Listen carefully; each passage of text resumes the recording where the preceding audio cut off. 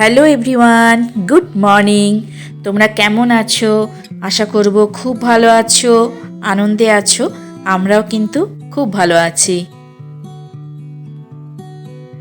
আমি মলে আরেকটি নতুন ভিডিও নিয়ে আজকেও হাজির হয়ে গেছি। তোমাদের সকলকে এই নতুন ভিডিওয়ে অনেক অনেক স্বাগত জানালাম।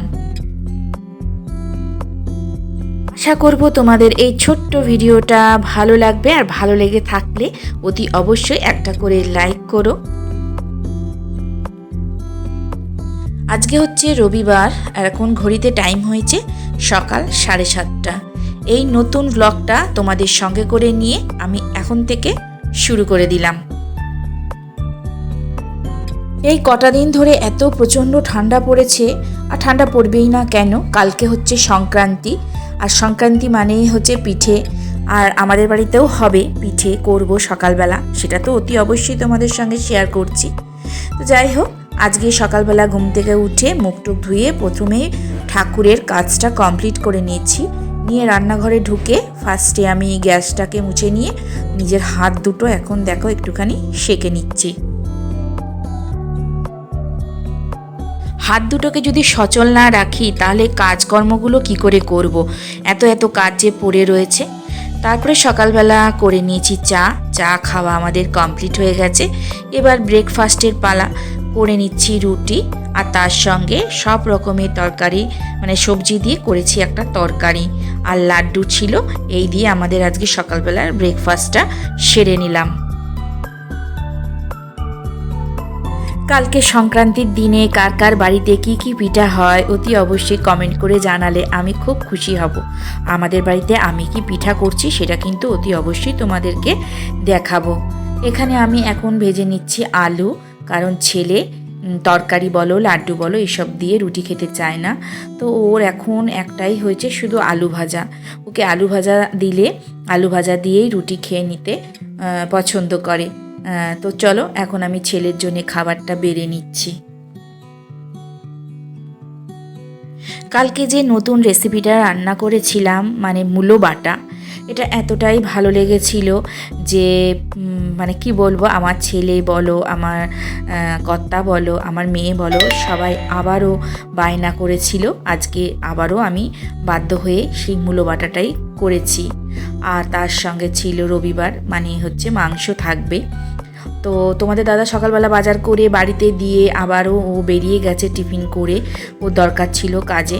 আর আমি এই ফাঁকে দেখো বিছানাপত্রগুলো গুছিয়ে নিচ্ছি, কারণ প্রতিদিন যদি রান্নাবাড়ি করার পরে বিছানাগুলো গোছায় অনেকটা দেরি হয়ে যায়। তো সেই জন্য আজকে আমি ভেবেছি রান্নাটা পরেই করব, আগে বিছানাপত্রগুলো ভালো করে গুছিয়ে নিই। নিয়ম মেনে যদি কাজগুলো করা যায় তাহলে কাজগুলো করতে খুব একটা কষ্ট হয় না, আর কাজকে কাজ বলেও মনে হয় না। প্রতিদিন তো আমরা কাজ করি, কাজগুলোকে শুধু যদি আমরা একটু গুছিয়ে নিতে পারি যে এই কাজটা এরকম সময় করব, এটা আগে করব, এটা পরে করব, তাহলে একদমই গায়ে লাগে না। তো এখানে দেখো আমি মূলো বাটা একদিকে বসিয়ে দিয়েছি, আর একদিকে ভাত আমার কমপ্লিট হয়ে গেছে। ভাত আমি উপর দিয়ে নিয়েছি, আর এদিকে মাংসের জন্য আমি মশলাটাও বেটে নিলাম, আর আলুও এখানে কেটে নিয়েছি। সকালবেলা ঘুম থেকে উঠে বাইরের পরিস্থিতি দেখে মাথায় হাত। চারিদিকে কুয়াশা, বাইরে প্রচণ্ড ঠান্ডা, মানে কনকনে ঠান্ডা যেটাকে বলে। বাইরের কাজগুলো আমি অনেক দেরিতে আজকে করেছি। ঘরের কাজগুলো ভেবেছি আগে কমপ্লিট করে নিয়ে তারপরে বাইরের যে সমস্ত কাজগুলো আছে সেগুলো হাত দেব। তো চলো দেখো, এখানে মাংসের জন্য কড়াইতে আমি বসিয়ে দিয়েছি পেঁয়াজ আর আলু ভাজা, আর এখানে মাংসগুলো আমি ধুয়ে নিয়েছি। এরপরে কতগুলো কাছাকাছি রয়েছে বাকি, সেগুলোকে করে নেব। মেশিনের মধ্যে দিয়ে নিলাম, দিয়ে এখানে মাংসটা আরেকবার নাড়াবার জন্যে চলে এসেছি। বাইরে আরেকবার উঁকি মেরে দেখলাম যে হালকা হালকা রোদ উঠেছে। তো যাকে এই সময় তাহলে কাছাকাছিগুলো আমি করে নিই, বাকি রেখে তো লাভ নেই। আর কিছুটা মাংস দেখো আমি এখানে তুলে রেখে দিলাম আরেক দিনের জন্য। জল যতই ভাবি ঘাটবো না, কিন্তু সকাল থেকে সন্ধ্যা পর্যন্ত সবটাই জলেরই কাজ আমাদের।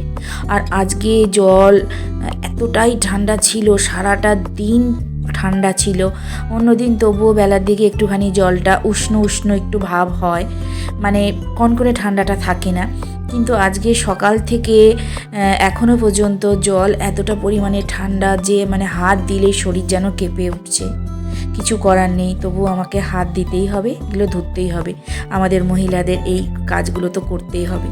তারপরে চলে আসলাম একদম ঘরে, কতগুলো জামা কাপড় আগের দিনের সেগুলোকে গুছিয়ে নিলাম। নিয়ে এই ঘরের বিছানাটা এবার গুছিয়ে নেবার পালা। কেন না অনেক দেরি পর্যন্ত মেয়ে ঘুমায়, আর এত মানে ঠান্ডা, সকাল সকাল ঘুম থেকে তুলেই বা আমি করব কি, বাইরে বেরোলেই তো ঠান্ডা লেগে যাবে। তো ওকে নিয়ে তারপরে আবার আমাকে ভুগতে হবে, সেই জন্য ওকে একটুখানি দেরি করেই ঘুম থেকে তুলি। এই সুন্দর কর্নার তাকটাকে আমি দেখো একটুখানি মুছে নিচ্ছি, হালকা হালকা ধুলো ভাব পড়েছে, সেগুলো মুছে নিলাম। আর এই যে হাঁসগুলো দেখতে পাচ্ছ, এগুলো কিন্তু সফট নয়। এগুলো কালকে মেলায় গেছিলাম, মেলা থেকে এই দুটো হাঁস কিনে নিয়ে এসেছে আমার মেয়ে। তো ভাবলাম যে এদিক ওদিক গড়াগড়ি খাবে কেন, এই তাকটার মধ্যে সুন্দর করে সাজিয়ে রেখে দিই, জিনিসগুলো ভালো থাকবে। তারপরে বিছানাপত্র ঝেড়ে সোজা চলে আসলাম রান্নাঘরে। আগের দিন যে সমস্ত বাসনগুলো ধুয়ে রেখেছিলাম মানে রাত্রিবেলা, সেই সমস্ত বাসনগুলো জায়গা মতন ঠিকঠাক করে রেখে দিচ্ছি। চলো তোমাদের সঙ্গে গল্প করতে করতে আমার গামলাটা ফাঁকা হয়ে গেছে। আবার গামলাটা দেখো এখন পরিপূর্ণ হয়ে যাচ্ছে জিনিস দিয়ে। আবার যে সমস্ত টিফিনের বাসনগুলো ধুয়েছিলাম সেগুলো জল ঝরার জন্যে এই গামলার মধ্যে উপর করে রেখে দিলাম। যে কটা জামা কাপড় কেচেছিলাম সেই কটা জামা কাপড় নিয়ে আবারও চলে গেছি আমি বাগানের দিকে।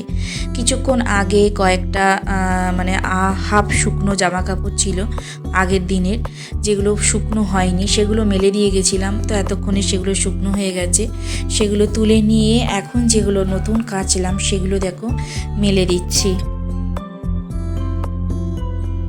একটু সকাল সকাল কাছাকাছি করলে বাগানের দিকে যদি আমি মেলে দিই জামা কাপড়গুলো একদম বেলা পর্যন্ত কিন্তু শুকিয়ে যায়।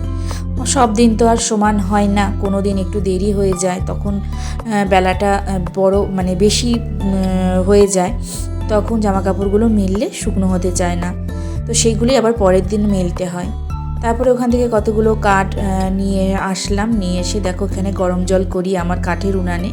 তো কাঠের উনানে কিছু কিছু কাঠ আমি ঢুকিয়ে দিলাম, বেশ ভালো আগুন জ্বলছে, গরম জল বসিয়ে দিয়েছি, স্নান করতে হবে, করাতে হবে।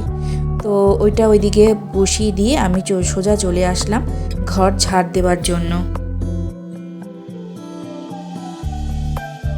চারিদিকে আমার ঘরে দেখতে পারবে স্লিপারগুলো মানে চটিগুলো এদিক ওদিক গড়াগড়ি খাচ্ছে। এতটা ঠান্ডা, তো ঘরের মেঝেগুলো প্রচণ্ড ঠান্ডা, খালি পায়ে একদমই হাঁটা যায় না, সেজন্য প্রত্যেকের পায়ে পায়ে একটা করে চটি থাকে।